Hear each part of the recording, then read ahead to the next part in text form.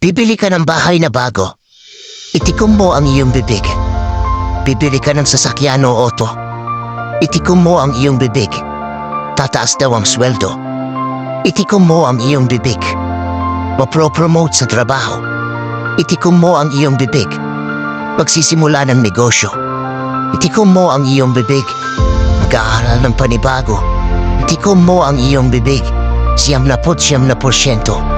Ang dahilan kung ba't ang ating mga plano ay nabibitin pa at di nagkakatotoo kahit matutupad na sana ang mga ito ay dahil sinasabi natin ang maaga sa maling tao. Mali ang lugar, mali ang oras, mali ang tiyempo. Mali na ibahagi ang lahat ng ating mga balak gawin. Lalo sa mga taong nagsasabi na kaibigan daw natin.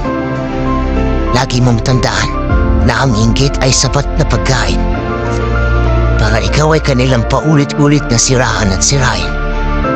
Kaya naman, itikom mo ang iyong bibig. Karamihan sa ating mga kaibigan ay titunay. Gustong makita tayong nagtatagumpay, pero hindi kailanman mas mahusay sa kanilang mga narating sa buhay. At minsan kahit mga kamag-anak pa mismo ang may panibugho at inggit na sikreto.